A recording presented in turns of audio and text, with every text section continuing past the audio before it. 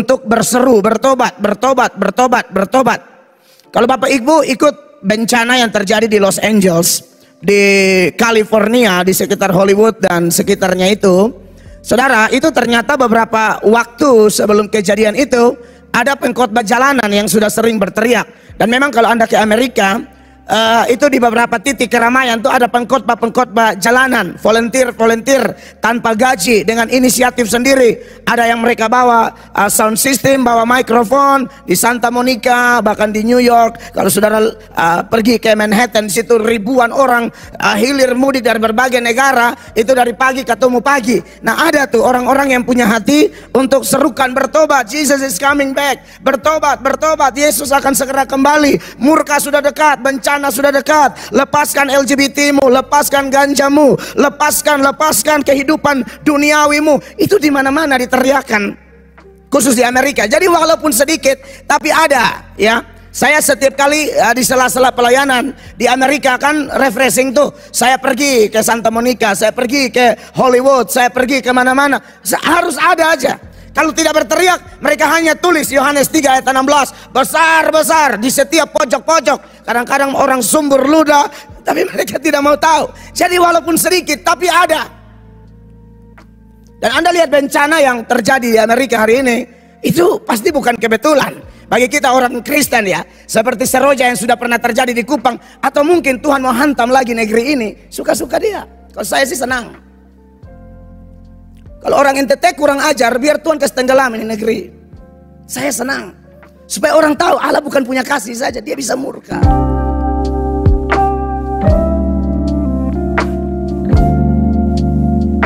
Puji Tuhan, pembacaan firman Tuhan masih sama dari Lukas pasal 13 ayat 6 sampai ayat 9. Jemaat terkasih, perhatikan ayat ini, kita baca bergantian. Saya ayat 6, lalu Yesus mengatakan perumpamaan ini. Seorang mempunyai pohon ara yang tumbuh di kebun anggurnya, dan ia datang untuk mencari buah pada pohon itu, tetapi ia tidak menemukannya. Ayat 7, jemaat. Lalu ia berkata kepada pengurus kebun anggur itu, sudah 3 tahun aku datang mencari buah pada pohon ara ini, dan aku tidak menemukannya. Tebanglah pohon ini, untuk apa ia hidup di tanah ini dengan percuma? Jawab orang itu, Tuan, biarkanlah dia tumbuh tahun ini lagi. Aku akan mencangkul tanah sekelilingnya dan memberi pupuk kepadanya. 9:23, mungkin tahun depan ia berbuah, jika tidak, tebanglah dia. Nah, saudara-saudara yang diberkati oleh Tuhan Yesus, ini adalah minggu ketiga atau ketiga kalinya saya membahas tema besar kita, Redeem Your Time, atau tebuslah waktumu, selamatkanlah waktumu, menurut Injil Lukas pasal 13 ayat 6 sampai ayat 9. Sekali lagi bahwa perumpamaan yang diangkat oleh Tuhan Yesus ini adalah dengan tujuan menekankan tentang pertobatan. Ya, jadi tahun ini, tahun 2025, secara sengaja kita mempelajari ayat-ayat ini dengan harapan khotbah yang kita dengar, firman yang kita pelajari membuat kita bertobat, semakin bertobat, bertambah-tambah dalam pertobatan di tahun ini. Ini baru hari ke-12 di bulan yang pertama di tahun 2025. Dan seperti yang sudah saya sampaikan bahwa ada 2 aspek pertobatan yang disoroti oleh Tuhan Yesus di dalam seluruh teks kita maupun konteks sebelumnya, yaitu di ayat 3 dan di ayatnya yang kelima. Ayat 3 ada seruan bertobat. Ayat 5 juga ada seruan bertobat. Di ayat 3 dia pakai kata metanoite, sedangkan di ayatnya yang kelima dia pakai kata metanoesate, dari akar kata Yunani metanoia, kata yang berarti bertobat. Tetapi kenapa bunyinya berbeda? Karena bentuk kata perintahnya pun berbeda. Metanoite itu adalah present imperatif atau kata perintah bentuk present, bentuk sekarang, yang maksudnya adalah bertobat itu berlangsung terus menerus. Sedangkan metanoesate adalah aorist imperatif atau kata perintah bentuk lampau, artinya terjadi satu kali saja. Dan itu sudah saya jelaskan, dan minggu ini masih ada penekanan lebih lanjut untuk memperlengkapi umat dalam memahami betapa seriusnya seruan bertobat, saudara-saudara. Saudara yang diberkati oleh Tuhan Yesus Kristus, di berbagai tempat hari ini walaupun sedikit tapi ada hamba-hamba Allah yang Allah pakai untuk berseru bertobat, bertobat, bertobat, bertobat. Kalau Bapak Ibu ikut bencana yang terjadi di Los Angeles, di California, di sekitar Hollywood dan sekitarnya itu, saudara, itu ternyata beberapa waktu sebelum kejadian itu ada pengkhotbah jalanan yang sudah sering berteriak. Dan memang kalau Anda ke Amerika, itu di beberapa titik keramaian tuh ada pengkhotbah jalanan, volunteer tanpa gaji dengan inisiatif sendiri. Ada yang mereka bawa sound system, bawa mikrofon di Santa Monica, bahkan di New York. Kalau saudara pergi ke Manhattan, situ ribuan orang hilir mudik dari berbagai negara, itu dari pagi ketemu pagi. Nah, ada tuh orang-orang yang punya hati untuk serukan bertobat. Jesus is coming back. Bertobat, bertobat. Yesus akan segera kembali. Murka sudah dekat, bencana sudah dekat. Lepaskan LGBT-mu, lepaskan ganjamu, lepaskan kehidupan duniawimu. Itu di mana-mana diteriakan, khusus di Amerika. Jadi walaupun sedikit tapi ada, ya. Saya setiap kali di sela-sela pelayanan di Amerika kan refreshing tuh. Saya pergi ke Santa Monica, saya pergi ke Hollywood, saya pergi ke mana-mana. Harus ada aja. Kalau tidak berteriak, mereka hanya tulis Yohanes 3 ayat 16 besar-besar di setiap pojok-pojok. Kadang-kadang orang sumbur ludah, tapi mereka tidak mau tahu. Jadi walaupun sedikit tapi ada. Dan Anda lihat bencana yang terjadi di Amerika hari ini, itu pasti bukan kebetulan. Bagi kita orang Kristen, ya, seperti Seroja yang sudah pernah terjadi di Kupang, atau mungkin Tuhan mau hantam lagi negeri ini, suka-suka dia. Kalau saya sih senang. Kalau orang NTT kurang ajar, biar Tuhan kasih tenggelam ini negeri.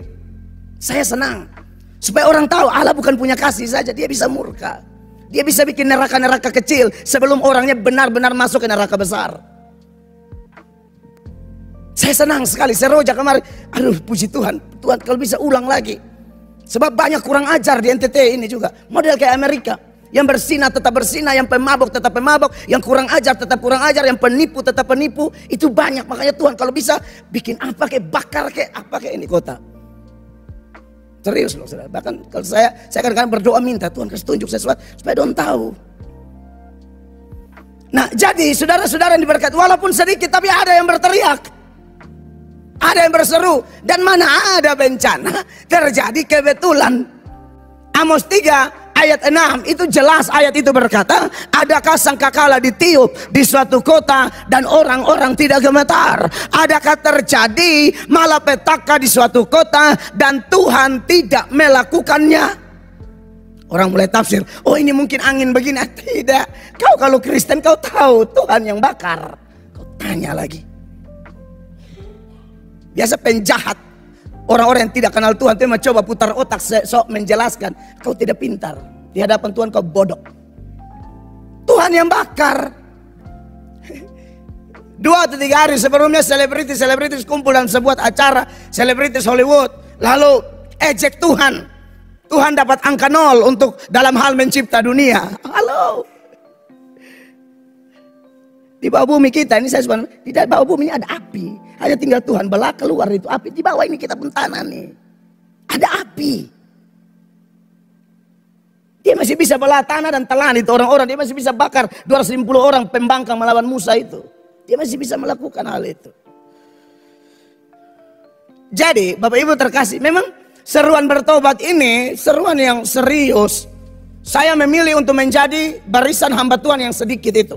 Yang berseru, bertobat, bertobat, murka mau datang. Bertobat, bertobat, bencana mau datang. Bertobat, bertobat, Tuhan bisa marah besar.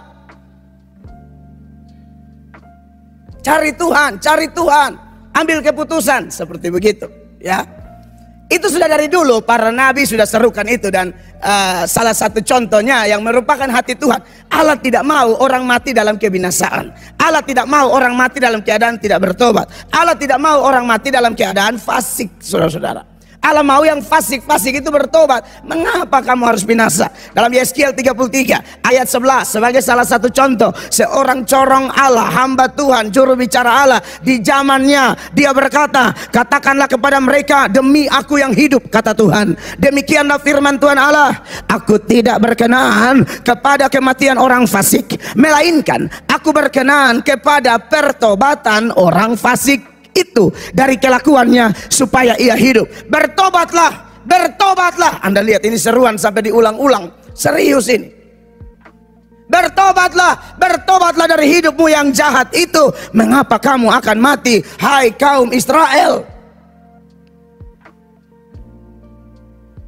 Saudara yang diberkati oleh Tuhan Yesus, kalau di Israel yang adalah umat Allah terus mendengarkan seruan-seruan ini, maka saya pikir di gereja atau di kantong-kantong Kristen kayak konteks kita NTT begini, ini harus diteriakkan terus. Berhala masih di mana-mana, belum lagi ini rohaniwan yang mengaku rohaniwan, padahal setan karena mendukung orang sembah arwah, iblis itu. Saya akan pasti konfrontasi, saya pasti akan tabrak, mau apa beta mau mati, saya akan hantam. Ngeri, saya merasakan bahwa ngeri sekali nanti, ngeri nanti. Mendingan beta marah-marah daripada nanti suka nabar bilang, sana ada hamba Tuhan omong. Saya sudah teriak dulu. Ini negeri terkutuk karena banyak penyembah setan di sini. Di NTT ini, percaya kuburan, percaya arwah, buntiana, apa segala macam. Tidak bisa diam. Itu yang baru bersinar rohani, belum yang bersinar betul jasmani, banyak banget. Maka dari itu, jemaat yang diberkati oleh Tuhan Yesus, seruan kepada gereja ini juga masih terus kami lakukan. Kenapa perlu ada seruan di gereja? Karena tidak semua di gereja nih orang Kristen betul. Saya tipe pendeta yang tidak langsung senang kalau lihat orang rame. Justru lihat orang rame itu saya betul-betul khotbah supaya mau Tuhan mau kasih tunjuk mana yang asli, mana yang bukan. Karena faktanya Alkitab bilang tidak semua orang di gereja itu orang Kristen benaran. Tidak semua. Ada yang tidak sungguh-sungguh dan berpotensi menjadi kaki tangan antikris. Makanya kalau kita bandingkan dengan 1 Yohanes 2 mulai ayat 18, firman Allah mengingatkan kita sebagai berikut. Anak-anakku, waktu ini adalah waktu yang terakhir. Dan seperti yang telah kamu dengar, seorang antikristus akan datang. Sekarang telah bangkit banyak antikristus. Itulah tandanya bahwa waktu ini benar-benar adalah waktu yang terakhir. Iya, yang ini bangkit banyak antikristus ini dari mana? Kalau antikristus yang pemimpin tunggalnya belum muncul, nanti akan datang. Makanya ini ayat mengatakan bahwa anak-anakku, waktu ini adalah waktu yang terakhir. Dan seperti yang kamu dengar, seorang, berarti tunggal, seorang antikristus akan datang. Belum datang, akan datang. Tapi dia punya kaki tangan itu sudah banyak. Ya, biasa memang kalau satu bos besar dia kaki tangan tuh ada. Nah, antikris yang tunggal belum. Nanti dia muncul. Tapi sekarang pengikutnya sudah banyak. Makanya dia bilang sekarang ini waktu surat ini ditulis 90-95 Masehi. Artinya sekitar 1900-an tahun yang lalu sudah banyak. Dan prinsipnya menurut informasi kitab suci, kejahatan, kesesatan, ya pengikut antikris itu tambah tahun tambah meningkat. Jadi kalau 1900-an tahun yang lalu sebanyak, ini tahun pasti lebih banyak. Menuju kiamat pasti lebih banyak. Makanya ini ayat mengatakan sekarang telah bangkit banyak antikristus. Itulah tandanya bahwa waktu ini benar-benar adalah waktu yang terakhir. Mereka dari mana? 19 kita baca 1, 2, 3. Memang mereka berasal dari antara kita, dari gereja. Makanya di dalam gereja jangan terlalu yakin ini semua pasti pengikut Kristus yang sejati. Tidak. Pengikut-pengikut antikris ini menurut ayat ini dari antara kita. Tetapi mereka tidak sungguh-sungguh termasuk pada kita. Sebab jika mereka sungguh-sungguh termasuk pada kita, niscaya mereka tetap bersama-sama dengan kita. Tetapi hal itu terjadi supaya menjadi nyata bahwa tidak semua mereka sungguh-sungguh termasuk pada kita. Siapapun Bapak Ibu yang Anda ukur sendiri dengar khotbah uji. Kalau Anda rasa Anda tidak sungguh-sungguh, Anda orangnya. Anda orangnya. So Kristen begini lama tahun tidak sungguh-sungguh. Bukan pendeta tidak kurang tegas atau jelas, sangat jelas. Tapi Anda tetap tidak sungguh-sungguh, acuh tak acuh, biasa-biasa. Tidak ada gairah kudus yang terlalu menonjol, tidak ada. Kamulah orangnya. Kamu salah satu pengikut antikris. Kalau kau tidak bertobat cepat, kamu salah satu.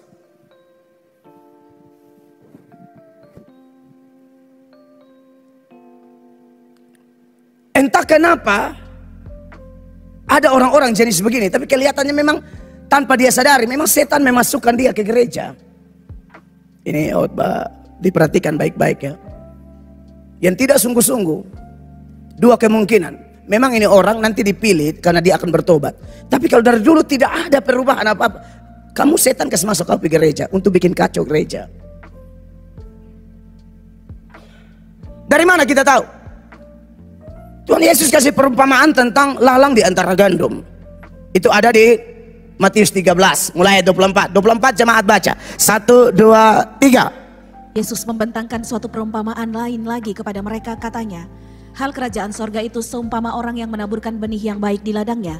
25 saya, tetapi pada waktu semua orang tidur, datanglah musuhnya, menaburkan benih lalang di antara gandum itu, lalu pergi. Ini bicara tentang gereja. Tanpa disadari, musuh kasih masuk benih lalang di antara gandum-gandum. 26 jemaat, 23. Ketika gandum itu tumbuh dan mulai berbulir, nampak jugalah lalang itu. Ini tidak bisa dihindari. 27. Maka datanglah hamba-hamba Tuhan ladang itu kepadanya dan berkata, Tuhan, bukankah benih baik yang Tuhan taburkan di ladang Tuhan? Dari manakah lalang itu? Lanjut, 28. Jawab Tuhan itu, seorang musuh yang melakukannya. Lalu berkatalah hamba-hamba itu kepadanya, jadi maukah Tuhan supaya kami pergi mencabut lalang itu? Lalu Tuannya menjawab demikian, tetapi ia berkata, jangan. Sebab mungkin gandum itu ikut tercabut pada waktu kamu mencabut lalang itu. Jadi memang Tuhan bilang setengah nanti mereka bersama-sama. Sebelumnya saya sudah khotbah bahwa kita tidak bisa uji buru-buru orang. Nanti penghakiman terakhir ketahuan. Ya, tetapi mumpung ada waktu kita kasih ingat. Kalau ada potensi lalang dalam diri Anda, cepat bertobat. Cepat bertobat. Tunduklah kepada Allah, lawan iblis. Sekalipun mungkin iblis punya misi tertentu, kasih masuk orang-orang yang sejalan dengan kehendaknya ke dalam perkumpulan kudus, tapi bukan berarti Anda tidak bisa lawan dia. Bisa. Tapi kalau tidak mau ya nanti baru kita lihat hasilnya. Ya.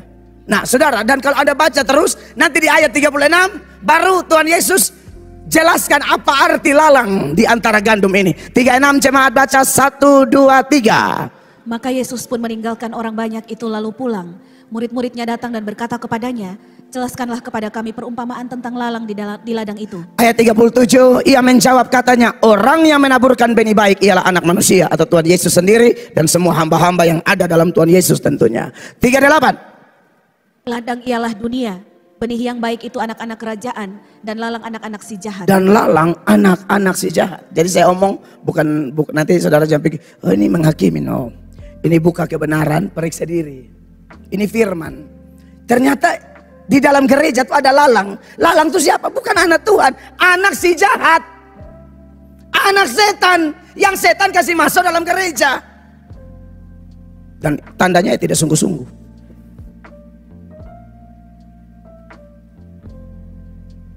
Lalu ayat 39, musuh yang menaburkan benih lalang ialah iblis. Jelas itu. Iblis yang kasih masuk itu lalang. Makanya kalau kita bandingkan dengan Yudas 1 ayat 4, memang cocok. Perhatikan ayat ini, silakan. Sebab ternyata ada orang tertentu yang telah masuk, menyelusup di tengah-tengah kamu. Ada orang masuk di tengah gereja, tengah-tengah kamu itu gereja. Siapa mereka? Yaitu orang-orang yang telah lama ditentukan untuk dihukum. Pasti. Mereka adalah orang-orang yang fasik, yang menyalahgunakan kasih karunia Allah kita untuk melampiaskan hawa nafsu mereka, dan yang menyangkal satu-satunya penguasa dan Tuhan kita Yesus Kristus. Iya, dan masih ada ayat-ayat senada seperti ini. Dan ini bicara gereja, masih banyak. Belum lagi yang itu ranting-ranting tidak berbuah di pohon anggur tuh. Yang lain berbuah, dia tidak berbuah. Dari dulu di pohon anggur tidak berbuah. Dari dulu di gereja tidak berbuah. Dari dulu jadi Kristen tidak berbuah. Tidak sungguh-sungguh. Masih banyak. Kalau saya mau buka lihat satu-satu, terlalu banyak datanya. Nah, maka dari itu kenapa kalau di Israel ada seruan bertobat sekalipun mereka umat Allah, karena tidak semua orang Israel itu benar-benar Israel murni. Tidak semua orang Kristen benar-benar Kristen murni. Makanya penginjilan yang namanya Evangelism Explosion, ledakan penginjilan itu, salah satu sasaran penginjilannya ialah Kristen sendiri. Ada satu, saya nonton rohaniwan setan satu, dia bilang pokoknya dia umat atau mau dugem, kau mau bersina, asal dalam itu gereja pasti surga. Ini pasti setan, penyesat iblis. Dari muka saya suka berhala kan itu. Saudara mungkin setahun bermaksud dia sudah. Hanya kalau omong nanti masa penjara. Muka kayak berhala. Lihat sendia akhirnya geser, takutnya emosi banting handphone kan. Pokoknya umat yang diketong nih mau bersinah mau apa, yang penting dalam ini gereja pasti surga. Kan hanya kita yang masuk surga, yang lain tidak. Berarti ada badisko di pesta, ada videonya. Oh ini hati binatang satu nih, dia nih yang bikin kacau di gereja, ini orang-orang model begini nih.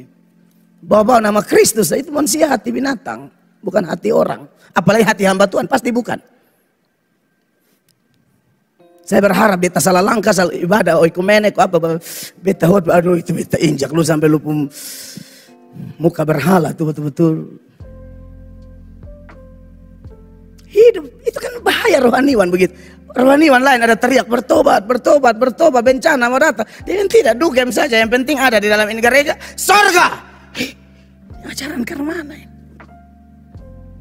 Mengaku gereja paling benar tapi kok kurang ajar begitu. Saya pergi ke satu negara, lihat tulis di situ, gereja Yesus yang benar. Anda bayangkan. Yang lain pun gereja Yesusnya salah. Mereka punya saja gereja Yesus yang benar. Dan itu gereja tidak mau bergaul dengan orang. Karena mereka bilang gereja Yesus di gereja lain salah. Tapi gereja kami Yesusnya benar. Nah Bapak Ibu jemaat yang diberkati oleh Tuhan Yesus Kristus. Dari semua data-data ini dan masih banyak data-data serupa, hanya mau mengingatkan bahwa memang tidak semua Kristen. Ya, tahu dari mana? Tandanya apa? Pembahasan minggu lalu yang kita lanjutkan minggu ini mengingatkan kita dua aspek pertobatan. Aspek yang pertama yang terjadi sekali seumur hidup, tandanya orang itu pasti punya keyakinan selamat. Kenapa dia yakin? Itu keyakinan yang dikerjakan oleh Roh Kudus. Keyakinan yang tidak dipaksakan. Itu sudah pasti. Dia akan yakin dia mati masuk surga kapanpun itu.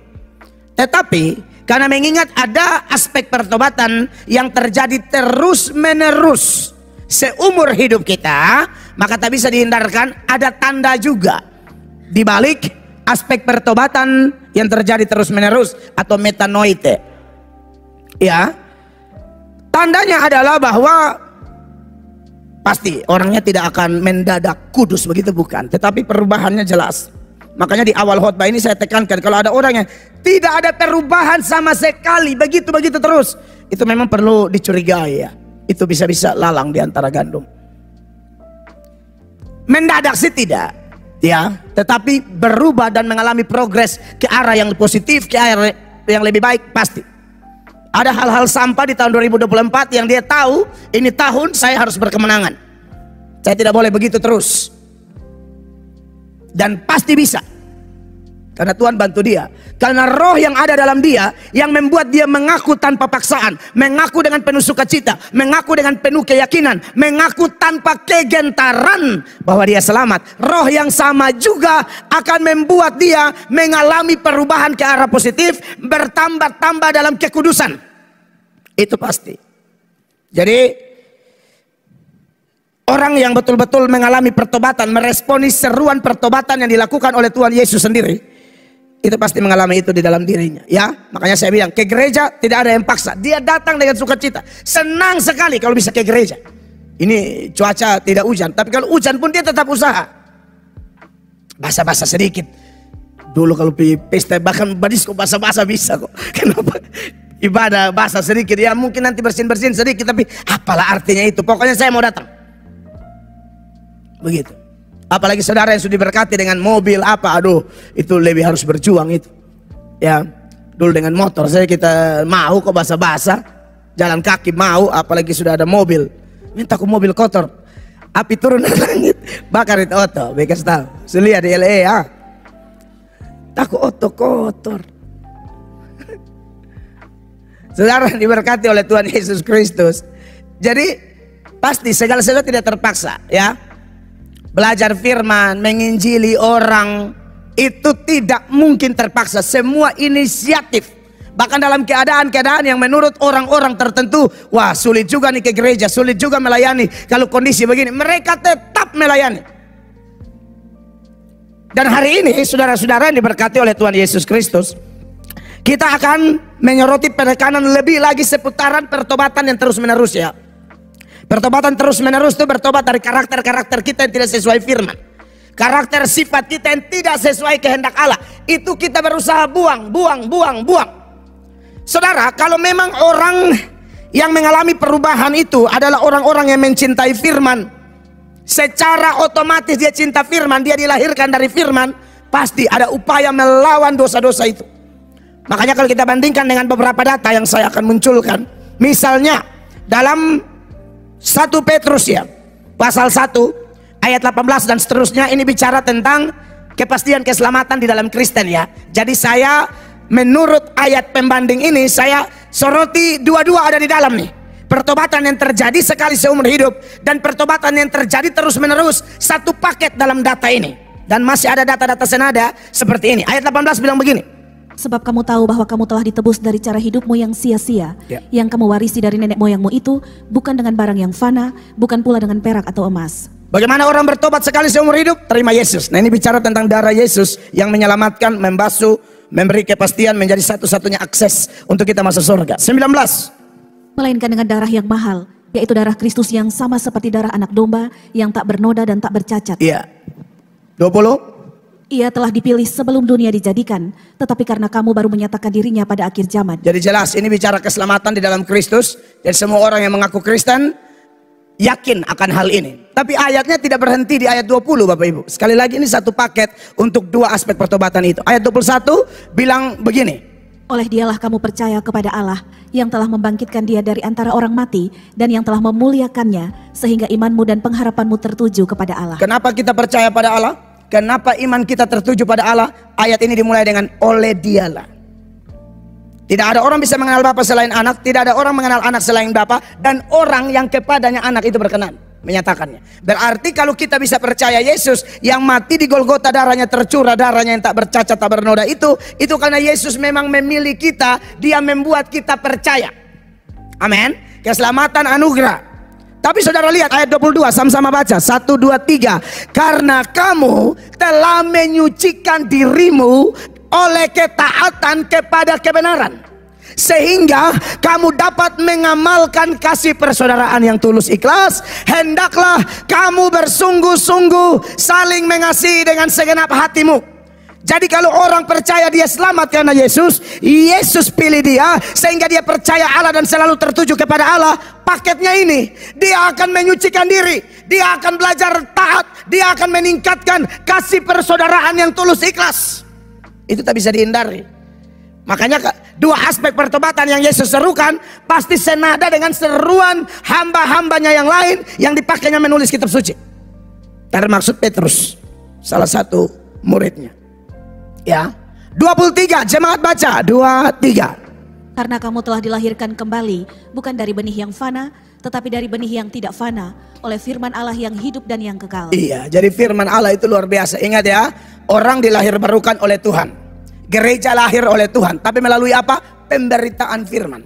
Gereja Pentakosta, hari Pentakosta maksud saya, gereja itu lahir karena khotbah Simon Petrus. Petrus omong kembali ini, kamu dilahirkan bukan dari benih yang fana, tapi dari benih yang tidak fana, oleh firman Allah yang hidup dan yang kekal. Semua dunia ini akan lenyap dan mungkin akan lebih parah dari yang terjadi di LA, tetapi firman Allah tidak akan sirna. Kuasa firman tetap dahsyat. Di Wahyu mengatakan Injil itu adalah Injil yang kekal. Makanya senada dengan Petrus 24, jemaat baca 23. Sebab semua yang hidup adalah seperti rumput, dan segala kemuliaannya seperti bunga rumput. Rumput menjadi kering dan bunga gugur. 25, tapi bagaimana dengan firman? Tetapi firman Tuhan tetap untuk selama-lamanya. Inilah firman yang disampaikan Injil kepada kamu. Nah saudara, ini akhir dari 1 Petrus 1. Tapi masuk 1 Petrus pasal 2. Kalau memang orang sudah selamat, orang dilahirkan dari firman, tandanya jelas. Dia rindu firman luar biasa. Seperti bayi, ini bukan bayi rohani, tapi seperti bayi yang mau makan makanan murni. Bayi itu tidak boleh dikasih makanan yang tidak murni, langsung sakit perut atau sakit-sakit yang lain akan datang. Bayi harus yang murni. Makanya di ayatnya yang pertama dari 1 Petrus 2 dikatakan, karena itu, ini paketnya lagi, buanglah segala kejahatan, segala tipu muslihat, dan segala macam kemunafikan, kedengkian, dan fitnah. Orang yang sudah dilahirkan oleh firman pasti akan ada tindakan membuang dosa. Tidak ada dalam hidupnya yang namanya saya remehkan dosa, tidak ada lagi. Kebenciannya terhadap dosa semakin tinggi. Sekecil apapun dosa itu, tidak seperti dulu-dulu lagi. Kok cuma tipu sedikit, tidak ada sekarang. Tidak mau, saya tidak mau tipu. Dulu kalau mai tua tanya di mana dia mulai acting handphone jatuh, kosong. Sekarang sana, dia jujur-jujur saja, tidak ada tipu-tipu. Dulu masih mau bawa ular kiri kanan, pinjam orang pun doi bikin muka susah, barusan mau ganti. Orang minta ganti, dia yang ada tinggi. Waktu pinjam mukanya kayak apa? Sudah mau kayak apa? Waktu pinjam bikin muka munafik. Orang telepon minta kembali, dia yang spaning. Siapa pun doi kalau yang emosi, kurang ajar. Baru alasan terlalu banyak. Saya kan nonton di TikTok tuh, kasihan koperasi kalau datang ada tante-tante tertentu sama sebab panting bokor apa. Lebih dari dia itu dizolimi kayak lebih dari tukang koperasi ini memperkosa dan dia. Disuangka rokok. Apa? Lu dia yang tinggal ganti, tak usah kabas-kabas rok. Karena itu buanglah segala kejahatan. Gitu, segala tipu muslihat, tipu otak-otak itu. Sekarang tidak ada lagi kalau memang dia sudah rindu firman, beda. Dua, sama-sama baca. Dan jadilah sama seperti apa? Bayi yang baru lahir. Ini bukan bayi rohani beda teks. Rasanya, rindunya itu seperti bayi yang baru lahir. Mau ASI yang murni, mau firman yang murni, tidak mau firman yang campur-campur, murni. Saya butuh yang murni. Walaupun dia tahu dia Bapak Gembala itu agak lucu sedikit, dia bilang beta terlalu butuh yang lucu Bapak. Beta butuh yang firman. Dan jadilah sama seperti bayi yang baru lahir yang selalu, kata selalu itu terus menerus. Selalu tidak cukup, dia pakai kata selalu ingin. Aduh, itu kerinduan model apa? Selalu ingin akan air susu yang murni dan yang rohani, supaya olehnya kamu bertumbuh dan beroleh keselamatan.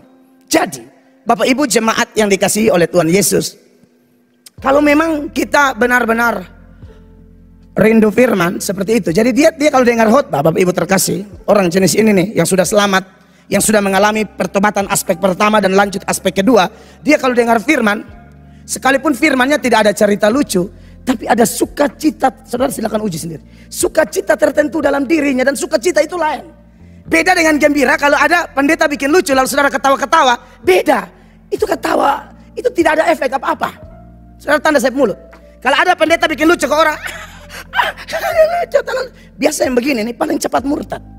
Orang begini tidak berakar. Beda dengan tanpa lucu, bahkan teguran keras, tapi karena itu firman yang murni, dia rasa bahagia sekali. Dia pulang tuh dia senang sekali. Dia pulang dia rasa kayak aduh, ada satu gairah kudus dalam dirinya yang betul-betul bernyala-nyala dalam dirinya. Saya bisa buktikan salah satu jenis tanah hati dari 4 tanah hati yang Yesus sebutkan, itu ada namanya tanah hati berbatu-batu. Tanah hatinya tidak benar, susah bertumbuh, batu semua. Tapi Anda jangan pikir dia dengar khotbah dia tidak gembira. Dia gembira karena mungkin gembira yang lahiriah, gembira yang sesaat, karena pengkhotbahnya lucu, atau mungkin ilustrasinya pas, enak, dia baru baca, dia baru nonton di TikTok, ini hari pendeta omong, wih senang. Tapi yang model begini, kalau bukan sukacita sorgawi, tidak akan tahan uji.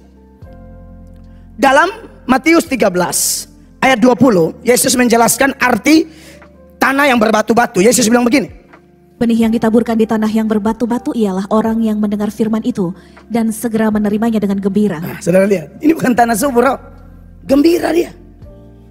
Ini gembira omong kosong.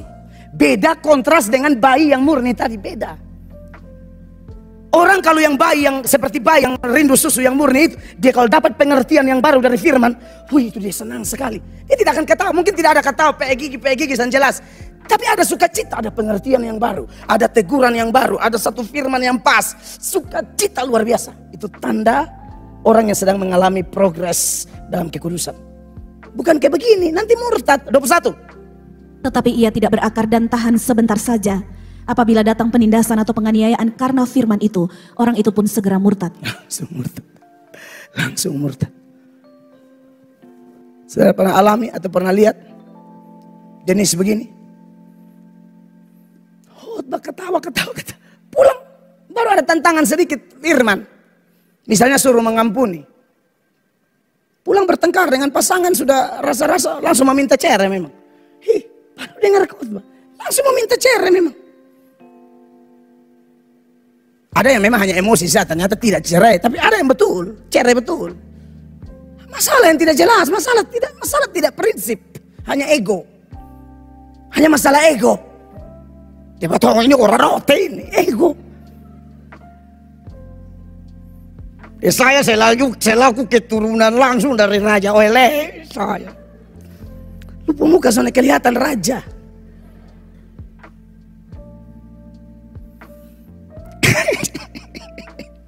Apa ya son perlu langsung murtad kayak langsung. Jadi kau ketawa di gereja tadi itu apa?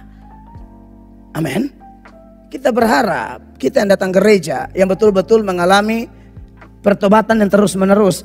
Dengar firman itu sukacita, senang, ya. Dan ada gairah mau melakukan itu firman. Sekalipun ada tantangan. Kalau ini kan apabila datang penindasan atau penganiayaan karena firman itu, orang itu pun segera murtad. Beda dengan orang-orang yang dilahirkan pada hari Pentakosta. Waktu Petrus khotbah itu ada satu rasa yang luar biasa. Makanya Petrus khotbah itu kan panjang. Dari Kisah 2 ayat 14 sampai ayat 36. Waduh, itu khotbah kutipan dari Mazmur, kutipan dari Yoel, dan itu pengkhotbah yang benar. Pengkhotbah yang benar selalu khotbah kutip ayat. Karena ilmu tafsir juga omong begitu. Mazmur menjelaskan Yoel, Yoel menjelaskan Matius, Matius menjelaskan Hakim-Hakim. Itu cara tafsirnya. Makanya kenapa dengar khotbah pasti banyak ayat kalau di sini ya. Karena memang begitu. Firman itu jelaskan firman, bukan Mel Atok yang jelaskan firman. Firman jelaskan firman. Beda sama orang-orang penerima khotbah Petrus. Setelah khotbah yang panjang dari Kisah 2 ayat 14 sampai ayat 36, ayat 37 mereka respon. Dan ini respon orang-orang yang betul-betul diberkati dengan khotbah. Ketika mereka mendengar hal itu, ya khotbah itu, hati mereka sangat terharu. Jadi seperti teriris-iris. Tapi ini rasanya memang beda. Saya tahu kok jemaat yang asli, jemaat yang benar, Anda gandum, Anda domba, Anda ranting berbuah, Anda pasti pernah rasain. Khotbah tuh, itu firman tuh.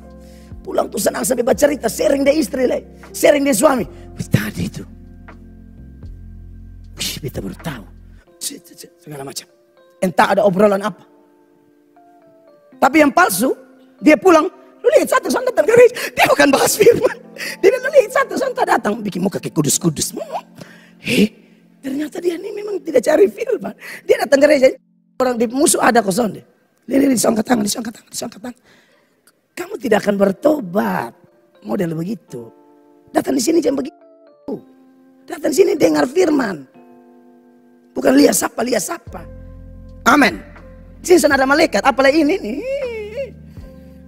Bukan malaikat pasti. Datang kau lihat Tuhan Yesus. Semua bertanggung jawab. Beta aneh-aneh Tuhan kasih mati beta. Tenang saja, santai. Tinggal cek aja ini matinya gampang. Apalagi pendeta kalau dia tipu-tipu dia mati paling dahulu. Tenang, santai. Urus diri masing-masing.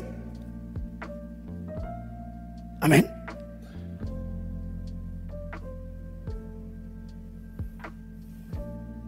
Jadi kekasih Tuhan, ini orang-orang bilang ketika mereka mendengar hal itu hati mereka sangat terharu. Mereka bertanya kepada Petrus dan rasul-rasul yang lain, apakah yang harus kami perbuat dan seterusnya. Dan ujung-ujung mereka dibaptis, mereka percaya Kristus. Nah kemudian firman ini, gara-gara ini firman yaitu Yesus penebus, pokoknya intinya Injil, mereka terima nih. Otomatis ada penganiayaan gara-gara firman ini. Anda silakan selidiki itu teks-teks. Apakah mereka lari seperti orang tanah berbatu-batu itu? Tidak. Sama sekali tidak. Ini progresnya jelas. Mereka diancam. Saudara lihat mereka berdoa. Banyak data. Saya pakai data Kisah pasal 4 ayat. Pasal 4 ayat 29. Anda lihat doa mereka. Orang-orang yang menderita karena firman. Ya. Dan sekarang ya Tuhan, lihatlah bagaimana mereka mengancam kami, dan berikanlah kepada hamba-hambamu keberanian untuk memberitakan firman-Mu. Mereka ini beritakan firman, diancam, ditangkap, mau diancam bunuh segala macam. Kalau model kayak itu tanah berbatu-batu langsung murtad. Ini tidak. Tuhan tambahkan keberanian. Itu sama dengan memati mati. Kasih tambah beta berani. Ini dia pun nama doa mati bagi diri sendiri. Doa tidak egois. Doa bukan hanya bilang minta aku. Oh no. Kalau aku tambah berani, yang untung adalah jiwa-jiwa tersesat. Kalau aku tambah berani, yang untung adalah orang-orang gelap itu yang akan diterangi oleh firman yang aku beritakan. Makanya mereka minta apa? Tambahkan keberanian. untuk memberitakan firman Allah. Dan doa begini Tuhan paling senang, karena Tuhan tahu ini orang-orang yang betul-betul bertobat. Tambahkan keberanian. Makanya dari teladan mereka ini saya minta jemaat kan, dan saya tahu banyak jemaat doakan saya, minta pendetamu tambah berani. Itu yang saya minta tiap hari dalam doa pribadi. Kalau saat doa, beta kan doa tiap hari 2 jam sekarang. 1 jam di istri anak, 1 jam sendiri. 1 jam sendiri itu beta hanya minta Tuhan, salah satunya, buat hamba tambah berani. Kemarahan-kemarahanmu taruh dalam diri hamba Tuhan. Soalnya apa Tuhan? Beta jadi, Tuhan mau buat beta jadi korban pun beta siap. Beta siap. Siap Tuhan, beta akan marah terus. Bisa minta tambah berkat, itu usah minta disupua banyak. Beta minta tambah berani. Banyak orang tidak minta dia mau melayani, dia minta dia pangkat, kedudukan, dia job. Di otak hanya doi. Minta dong hati yang melayani. Minta dong hati yang kudus, hati yang tambah saleh, tambah setia. Ini datang gereja hanya otak minta kok bisnis chaos tambah besar. Api sambar chaos. Selebriti perumah di Amerika sangu sampai cuma chaos kecil itu. Tak usah pakai api, salah cok, satuan gerakan salah cok meledak. Datang gereja pernah ada hati berdoa. Kedong, tambahkan aku keberanian, tambahkan aku kekudusan, tambahkan aku semangat berdoa, tambahkan aku rasa lapar akan hadiratmu. Pernah tidak minta itu? Hanya minta Tuhan jamai Cina pu hati. Makanya kan dia kerja dengan orang Cina. Tuhan mimpi akan buat dia hati ke batu, supaya lu tahu. Tuhan paling tertarik di orang begini nih. Anda lihat 30. Ulurkanlah tanganmu untuk menyembuhkan orang. Amin. Dan adakanlah tanda-tanda dan mujizat-mujizat oleh nama Yesus, hamba-Mu yang kudus. Iya. Lalu Tuhan bikin apa? 31 jemaat 1, 2, 3. Dan ketika mereka sedang berdoa, goyanglah tempat mereka berkumpul itu, dan mereka semua penuh dengan Roh Kudus. Lalu apa? Jawaban terjadi. Mereka memberitakan firman Allah dengan berani. Kenapa? Mereka memang minta ini. Lihat ini orang dong. Apakah mereka ada masalah? Ada. Bahkan nyawa mereka terancam mau dibunuh. Oh enggak apa-apa Tuhan. Tambahkan. Jemaat keren. Anda mau ukur Anda bertobat atau belum? Minimal ada model begini. Kalau hanya mas putar di saudara masalah pribadi, terasa hidupmu terlalu egois. Padahal Tuhan tuh ajar doa, itu bukan doa Bapakku atau Bapamu, Bapa kami. Artinya ketonjuk mesti urus orang lain. Nah, datang main ku. Kalaupun doa kasih orang lain yang ada hubungan dengan ku, ku, jadi sama saku. Pernah berdoa kasih anak-anak loper Quran di lampu merah? Pernah tidak? Saudara jujur aja dengan Tuhan. Saudara tidak pernah, mungkin kebanyakan egois terlalu urus diri sendiri. Engkasan pernah. Doa buat semua orang. Minimal doa kita ini doa demi kepentingan banyak orang.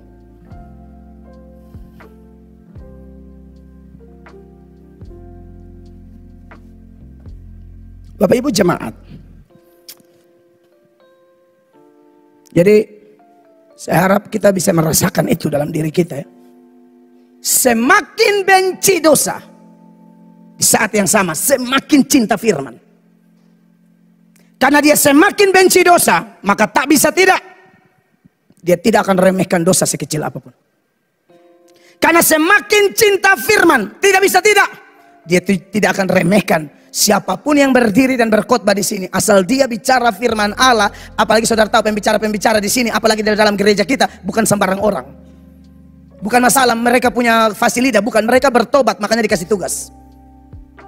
Mereka cinta Tuhan makanya dikasih tugas. Kalau yang pintar omong banyak, tapi lu cinta Tuhan tidak, lu tampil di sini orang lihat lu, lihat hidupmu. Bukan masalah bisa omong.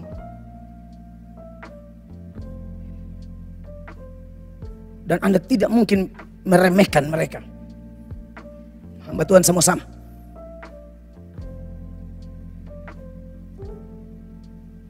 Makanya saya kadang-kadang hamba Tuhan, saya minta tolong khotbah tuh, saya telepon, saya WhatsApp, saya kasih pesan suara, saya kasih ingat mereka.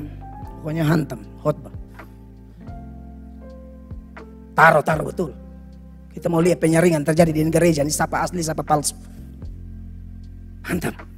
Jiwa Tuhan Allah punya kok, kita sayang kok. Kita bukan menghakimi membabi buta. Amin Bapak Ibu.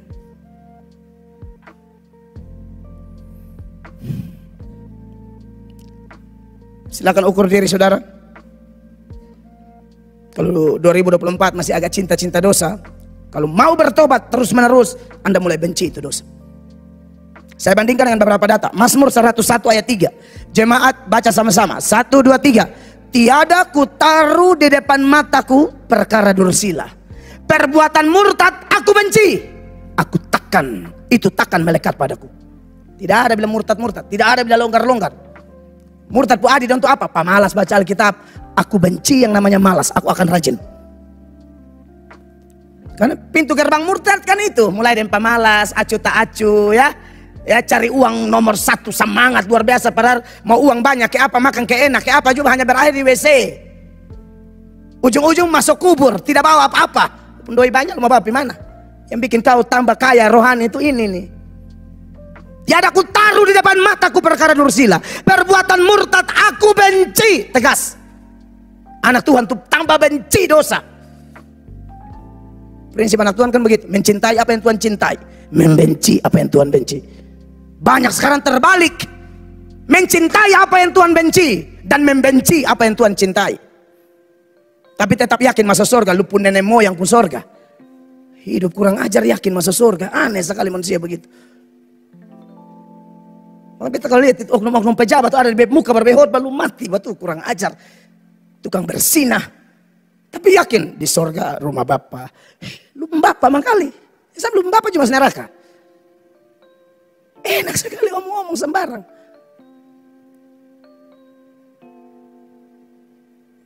Kau tuh berdoa supaya jangan ada pemimpin. Beta lagi berdoa buat ini pemimpin-pemimpin terpilih. Kau takut Tuhan. Domon sialemato. Berdoa supaya mereka takut Tuhan. Sebab kalau mereka tidak takut Tuhan, karena kita yang kena. Kasihan di provinsi miskin, kota miskin, kita yang kena. Karena kalian kurang ajar di atas. Kalau tidak bertobat. Mazmur 119 ayat 104. Sama-sama baca. 1, 2, 3. Aku beroleh pengertian dari titah-titahmu. Itulah sebabnya apa? Aku benci segala jalan dusta. Orang tambah paham firman, tambah benci dosa. Aku tambah mengerti, makanya aku tambah benci. Makanya jangan heran kalau Yesus itu benci kemunafikan. Jangan heran kalau Yohanes Pembaptis benci dosa. Paulus bilang, hei itu anjing-anjing, itu orang-orang yang hamba-hamba Tuhan palsu, terkutuk mereka. Kenapa mereka begitu keras terhadap dosa? Mereka cinta firman. Pasti tambah benci dosa. Amin Bapak Ibu. Tambah lagi.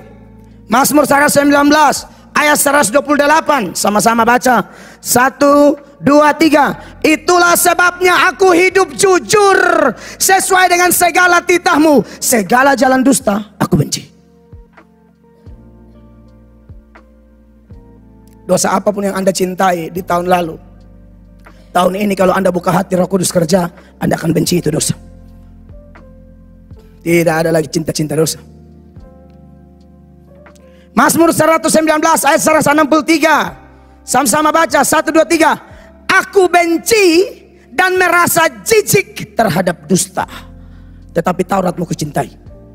Siapa bapa segala dusta? Iblis. Ini sama dengan ini ayat mau bilang, semua trik iblis aku benci. Tapi firman-Mu aku cintai. Saya harap ini tahun kita berbuah lebih banyak Bapak Ibu. Buah yang pertama, buah karakter kita. Tambah kuat, tambah suci, tambah saleh. Ini khotbah masih panjang mah. Biar stop. Takutnya saudara bukan benci dosa sama benci beta.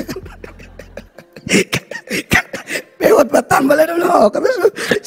Sebenarnya kan sebenci dosa kan. Bapak tambah lah kata benci dan bapak sekali. Sudah beta butuh dukungan. Beta butuh dukungan. Biar berhenti sudah. Supaya kita sama-sama benci dosa saja. Amin. Coba yang benci pendeta angkat tangan coba. Baik, puji Tuhan, saya yakin saudara sayang. Tidak mungkin mas, tidak mungkin itu. Amin. Baik, sudah saya berhenti di sini sudah. Itu penambahan yang sangat penting di minggu ini. Saya hanya mau kasih ingat saja, ini khotbah tidak ada kebencian, tidak ada sentimen pribadi. Saya sayang saudara. Saudara percaya tidak saya sayang saudara? Saya doakan Anda tiap hari. Dan saya minta Anda bertobat. Kita sama-sama bertobat. Kita harus pergi surga Bapak Ibu. Dunia tidak lebih baik. Kita harus ke surga.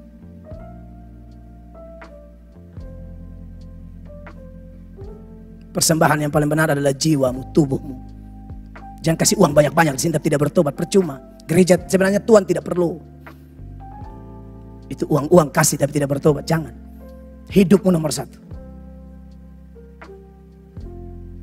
Oke, mungkin itu saja. Percaya, saya mengasihi saudara. Tuhan mau supaya kita betul-betul berbuah di tahun ini.